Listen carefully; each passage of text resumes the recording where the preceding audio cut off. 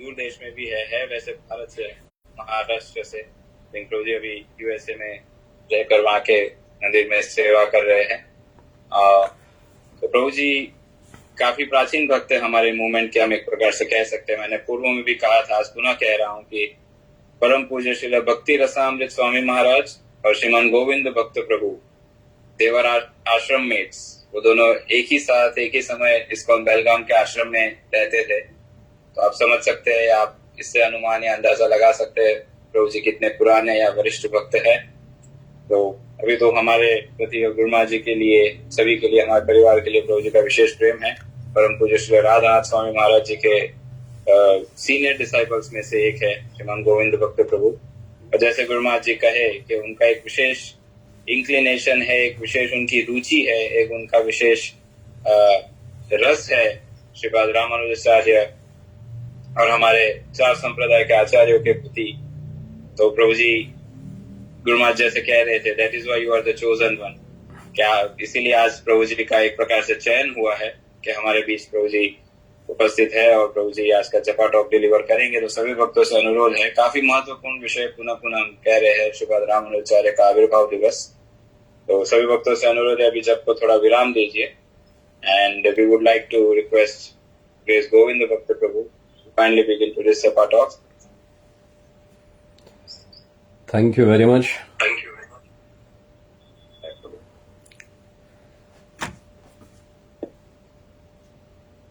ओम अज्ञानतिमिरन्धस्य ज्ञानाञ्जनशलाकया चक्षुरुन्मिलितं येन तस्मै श्रीगुरवे नमः। नमो ओम विष्णुपादाय कृष्णपृष्ठाय भूतले श्रीमते राधानाथ स्वामी इति नामिने।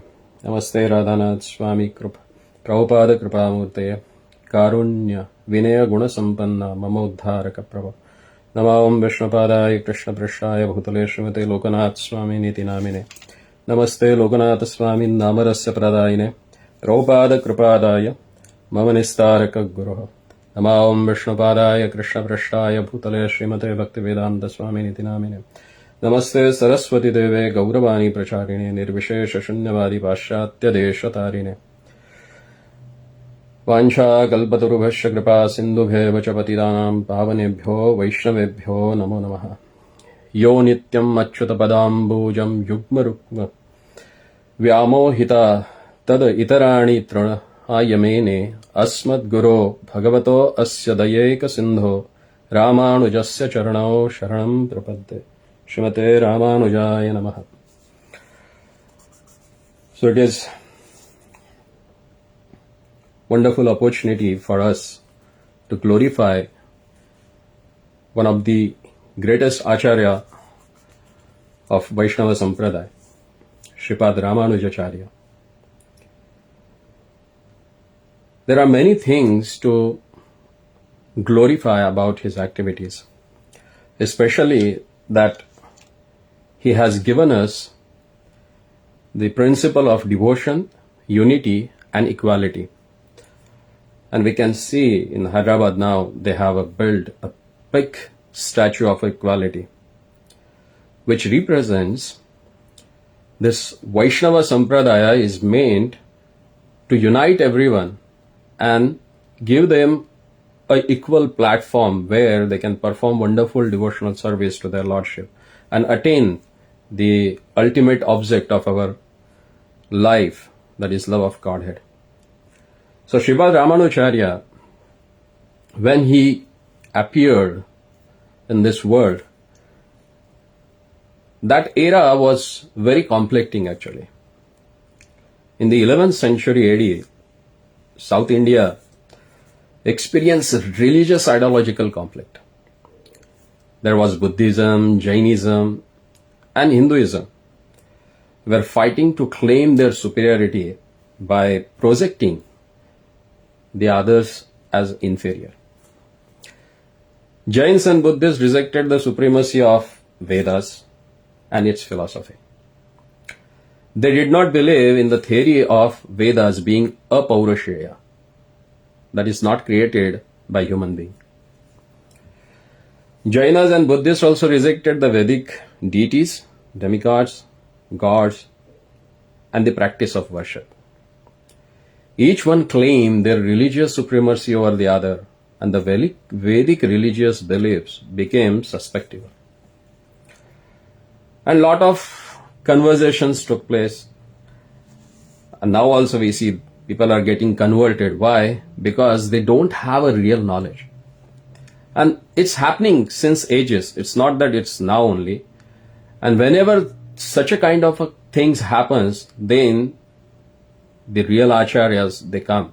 Lord sends his exclusive and very special devotees to this world to establish this Vaishnavism.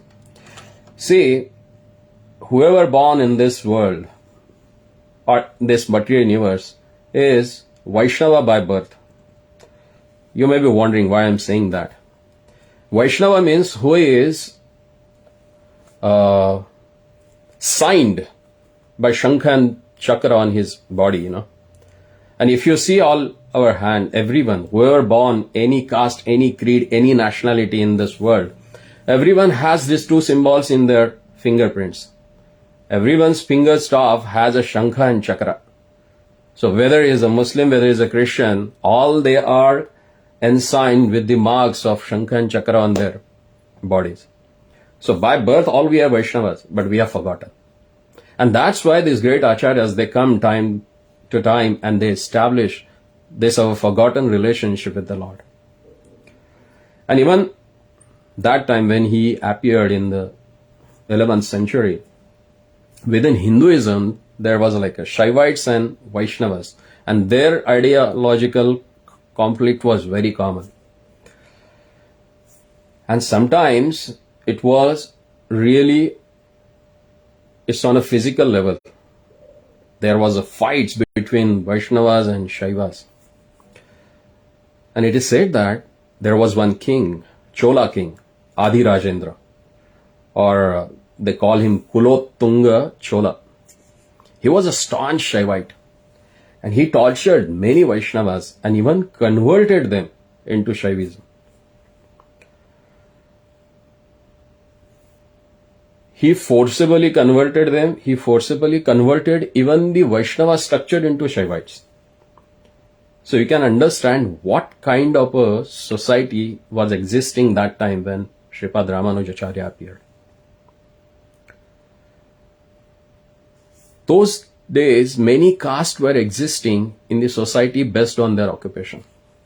And along with the major divisions like Brahmanas, Kshatriyas, Vaishyas, Shudras, and many other subdivisions too. Apart from this, untouchable, minor communities called Panchamas, they were existed. Means, out of the four Varnas, they are called as the Panchamas. Panchamas are untouchable. They were not allowed inside the temple. They were totally neglected, ill-treated by the upper classes of the society. And that time they were in search of support. And that support was given by Sripad Ramanujacharya. He supported them to enter temple and brought some respect to this caste.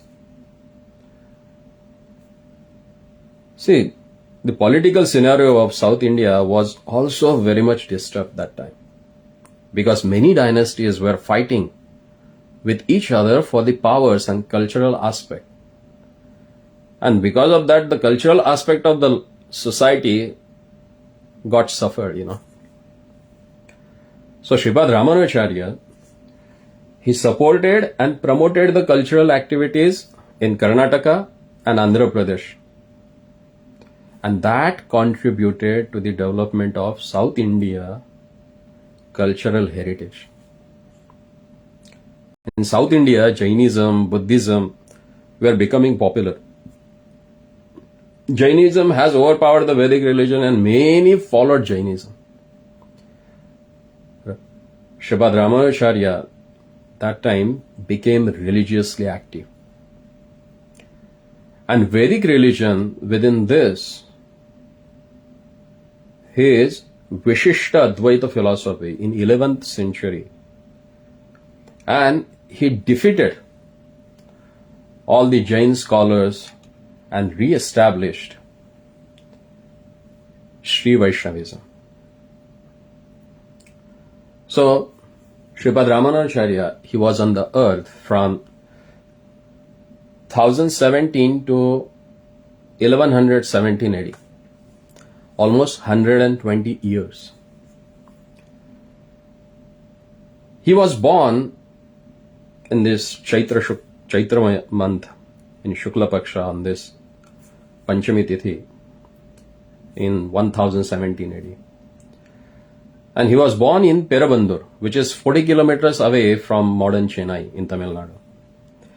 His father was Keshava Somayaji and mother was Kantimati. And since childhood he showed his inclination toward the devotion for their lordship. He became a great acharya of bhakti cult. He established the philosophy of Vishishtadvaita, which is called as a qualified monotheism. And there are many incidents in life of Sripad Ramanujacharya, and his reaction to few of those in particular show his interest in establishing equality among all castes. We could see two significant incidents in his life history. One is the incident of Kanchipurna and the another is the incident of Dhanurdasa. So let's see the first incident. See, it took place during his youth in Kanchipura, when he was staying in Kanchipura. There was one great devotee who was known as a Tirukachinambi or Mahapurnadas. He was from the non-Brahmin family, an adherent devotee of their lordship, Varadraj. See, he was rendering fan service. He used to do chamara for their lordship, Lord Varadraja of Kanchipuram. And it was believed that this Tirukachinambi or Mahapurna would converse with Varadraj while serving the Lord. So he used to talk. There was a dialogue in between them, And Sripad Ramanujacharya reposed great faith in Tirukachinambi and used to ask him questions, And regarding those questions, Tirukachinambi, he used to ask to their lordship. And those questions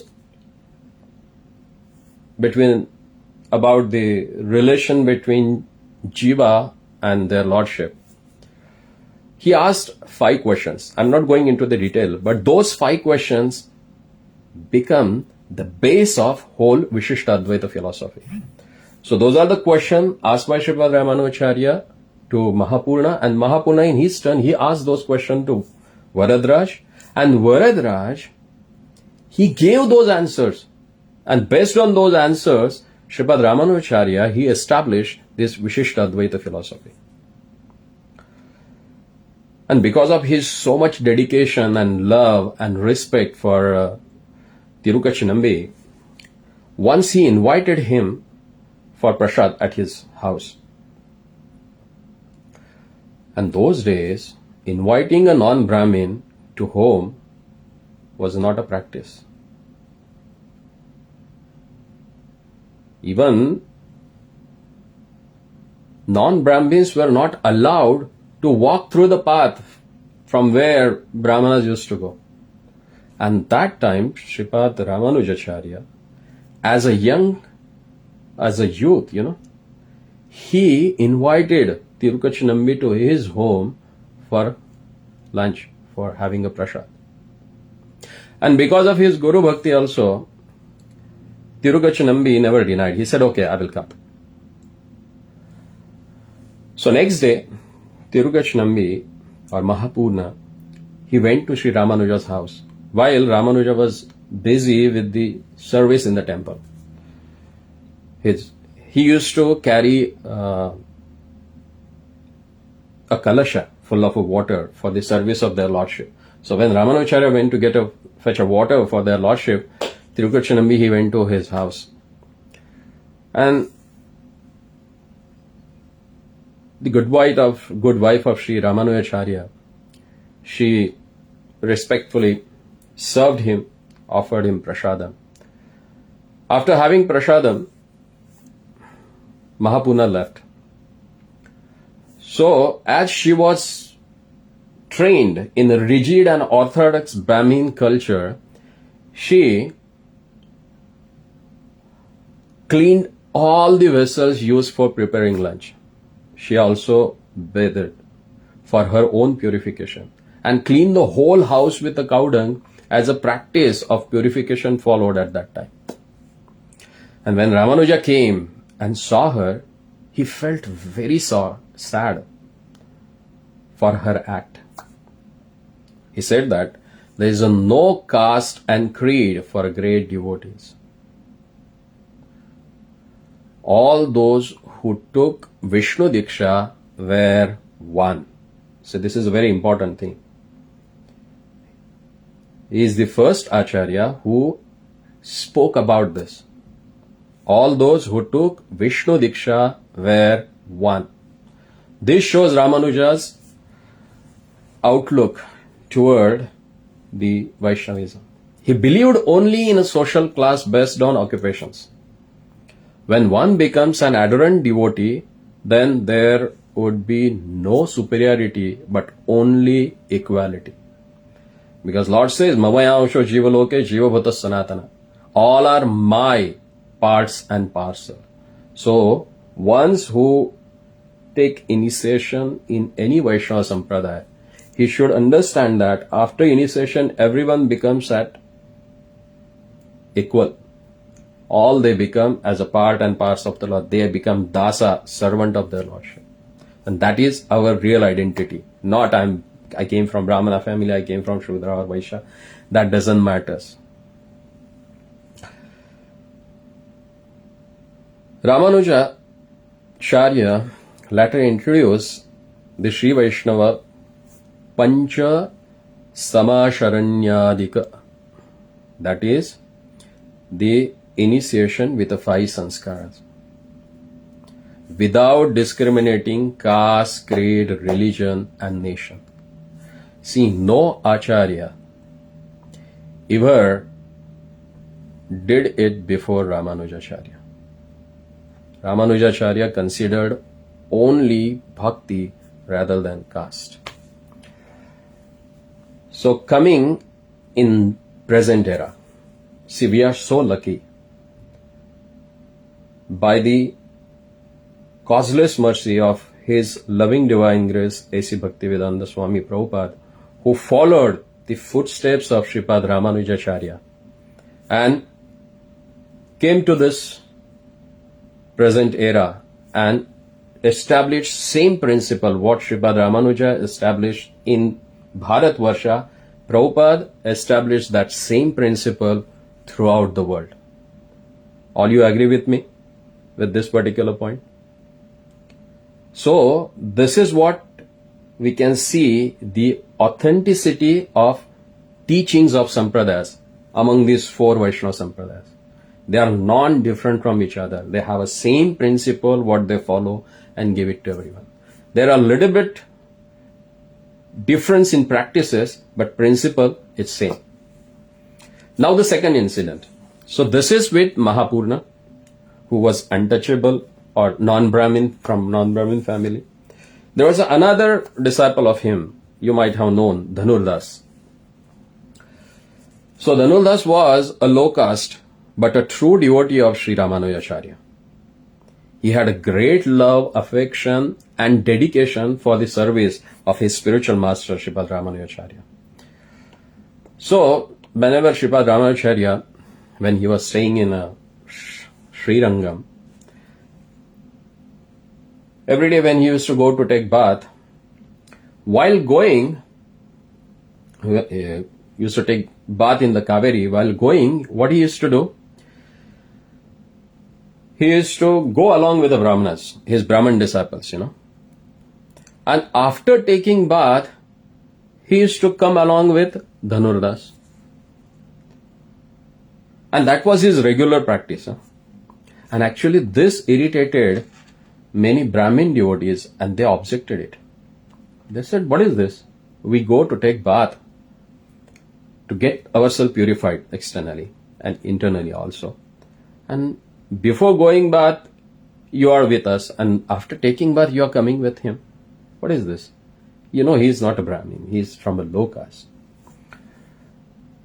But Ramanujacharya rejected their comments by saying that the purity of the mind is more important than the purity of body and superior caste. It shows Ramanuja's inclination toward the equality and purity of a mind. He believed in purity of thought rather than privilege of birth. And many more bold steps were taken by Sripad Ramanujacharya to create equality and bhakti among the common people. He brought a drastic change in the society through the reforms. And here are few ideas of Sri Ramanujacharya that I'm going to discuss. There are 10 things that actually will establish how Sripad Ramanujacharya has established this equality through this Vaishnava Sampradaya. So the first thing, what he did, he adopted a Bhakti Siddhanta for equality. So now you may be wondering, what is this? What kind of a concept is that? Adopting a Bhakti for equality. See, Sripad Ramanujacharya was a propounder of equality. That's why he is called the Samata Murti. He believed in equality in Adhyatma and common life. He preached the principles of equality which he followed in his own life. Acharya, Achinoti Yatha Shastradam, who follows in his life the same thing he establishes in his practices. So that time or before Sripad Ramanujacharya, Jnana Siddhanta was very prominent, and that was preached by Sripad Shankaracharya. He proclaimed about Jnana Moksha, that is attainment of moksha through study of the Vedas. But Sripad Ramanujacharya, he declined that one, because to get a Vedic knowledge, to read Vedas or to understand them, there are certain conditions that you need to take birth in a Brahmana family. Then you should go through the vigorous study of 12 years of a Sanskrit language, and then you can go for studying of Vedas. And it was not commonly available for common man, And that's why this Jnana Moksha, he said, no, it's not for everybody, Then what is that for everybody? That everyone can accept in their life. Because Jnana, the attainment of a moksha through knowledge, is really tough. Because common man cannot directly access the Vedas and Upanishads in daily life. Or more of that, understanding and analyzing the Vedas are not easy even to the scholars. That's why Tarko Vibhinna, Shrutoyor Vibhinna. If that is the case, how can a common man get the salvation through knowledge? Even today, analyzing Vedas are becoming more difficult, though these are available in book form. And those days it was not available in the book form. Only few copies used to be, like when Sripad Ramanujacharya has to write a commentary on Vedanta Sutra, all the way he has to walk to Joshimath. Can you imagine? Almost like 1,500 or 1,800 kilometers he has to walk to go to Joshimath and get the book and then write, But now all books are available readily. But to understand them and analyze them, it's very tough for the scholars. Then what to speak for the common man? And on top of that, if someone reads also, understanding the knowledge of soul, Atma, is not that easy. Only few people can do that, With a great penance, they can attain that Jnana Mukti. And that's why it is clear.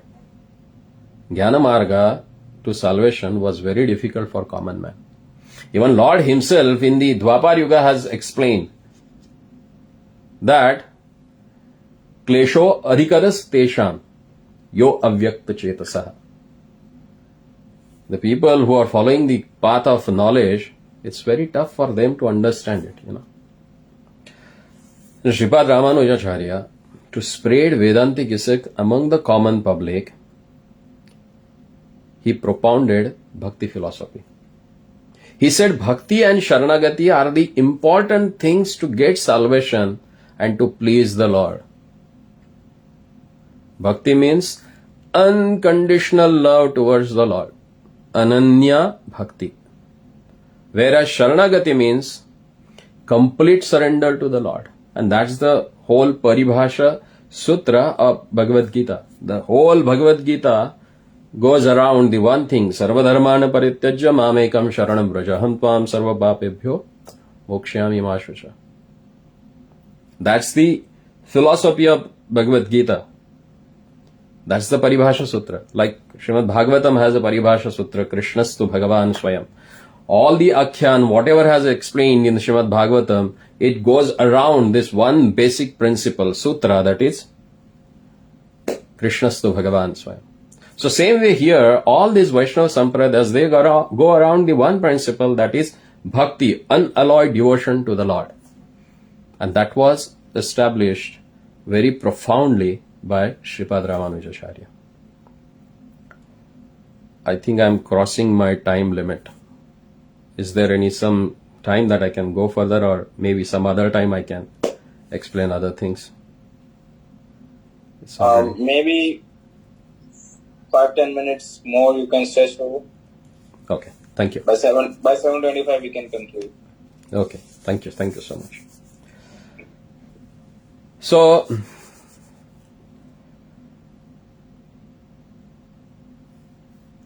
see, he's the one who gave this Bhakti Siddhanta.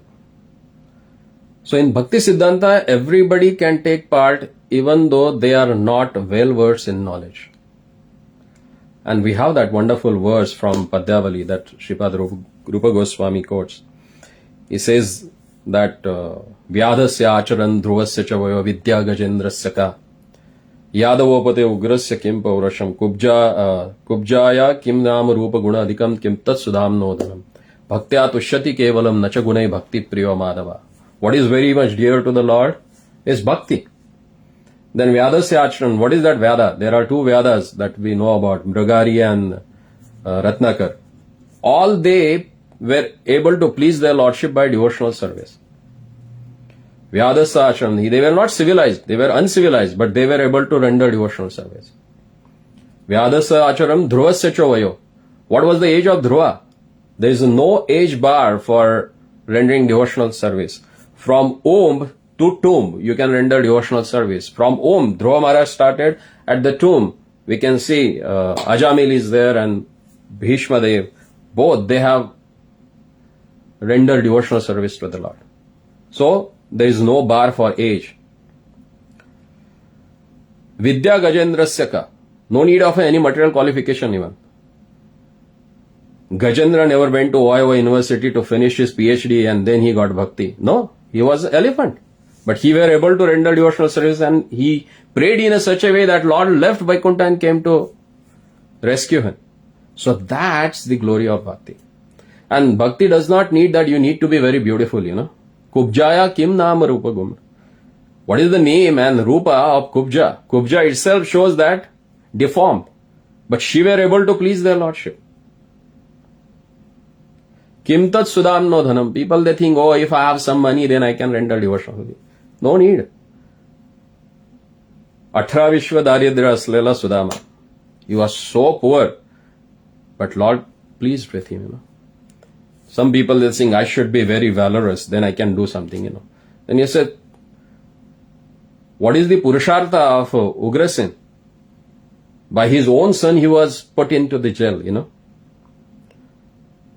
And what was the Vansha of Vidura?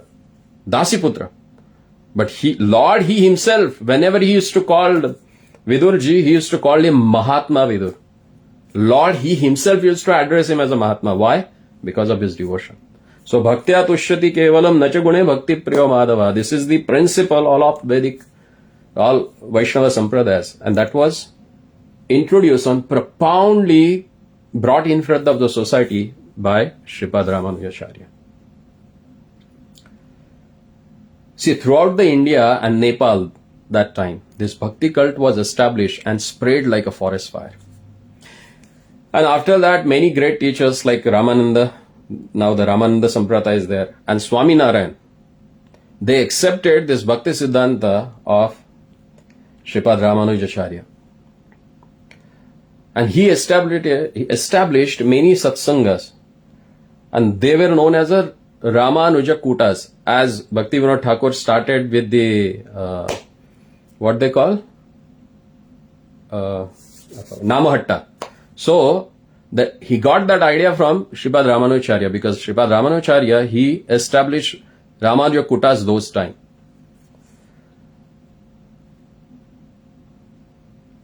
And through that kutas, they started promoting Bhakti Siddhanta through music and dance. Even today, many Ramanuja kutas exist all over India and spreading the Bhakti cult of Ramanujacharya. Then the next point is, he gave Diksha to everyone.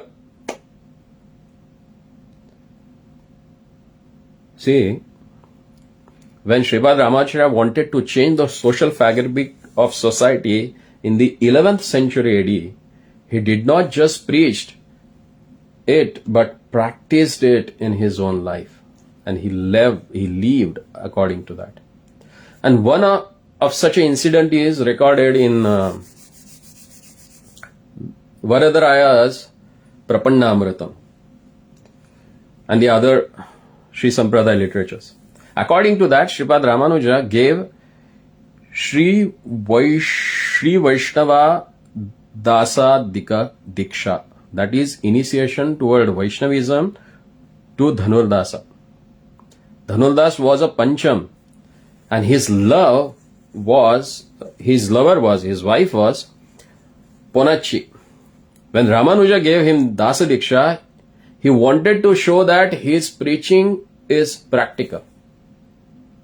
And according to the Bukka's inscription at Shravanbelgod, there are 58 castes of that time received Sri Vaishnava Diksha, that is initiation.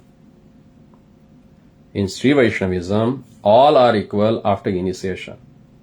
The appearance, bhakti, salvation are all same to all.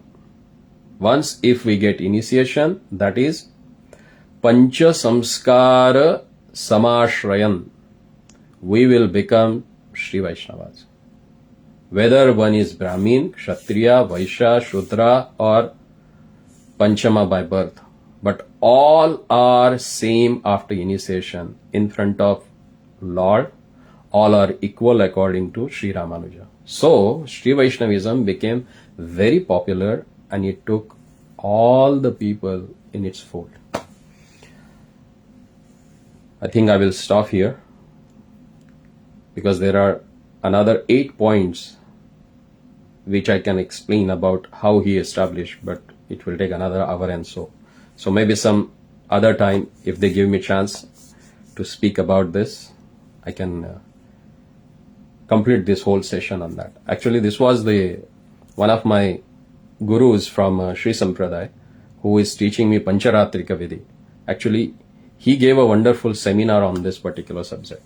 So I'm just repeating his words, whatever I heard, read from his wonderful conversation. He's one of the great scholars of present day in Sri Vaishnava Sampradaya. He is a what they call HOD for the Sanskrit University in Mysore. I just recently met him, a wonderful person with a broad mind who trains everyone who comes to him. So I think I've done with time. So maybe some other time we can have this conversation continue. Thank you so much for giving me chance to glorify Sripad Ramanujacharya. Hare Krishna. Thank you so much, Prabhu, for this wonderful talk and sharing the insights about one of the great Acharyas, Sripad Ramanujacharya. I would like to request all the devotees to kindly chant Hare Krishna Mahamantra once, and let us all thank Sripad Govindabhakta from the bottom of our heart. सभी भक्तों से अनुरोध है एक बार हरे कृष्ण महामंत्र का उच्चारण करके हम श्रीमान गोविंद भक्त का हृदयपूर्वक आभार व्यक्त करते हैं. Hare Krishna Krishna Krishna Hare Hare, Hare Ram Ram Ram Hare Hare. Thank you so much. साथ ही में हम श्रीपाद रामानुजाचार्य के चरणों में भी प्रार्थना करते हैं कि उन पर भी विशेष कृपा करें. हम चार वैष्णव संप्रदाय में से एक संप्रदाय के महान आचार्य रहे और बहुत ही प्रैक्टिकल तरीके से उन्होंने आध्यात्मिक जीवन को या आध्यात्मिक जीवन की गूढ़ रहस्यों को बहुत ही व्यवहारिक तरह से उन्होंने प्रस्तुत किया जनसाधारण के लिए. तो हम सभी का परम सौभाग्य है कि आज उनका आविर्भाव दिवस पर ही सुबह सुबह हमने उनके गुणगानों का श्रवण किया. तो इसी के साथ हम आज के सत्र को यहीं विराम देना चाहेंगे और पुनः गुरुमा जी के सानिध्य में हरिनाम जप और जपाठों के लिए हम एकत्रित होंगे. श्री हरिनाम प्रभु की जय. हरे कृष्ण महामंत्र की जय. श्रीपाद रामानुजाचार्य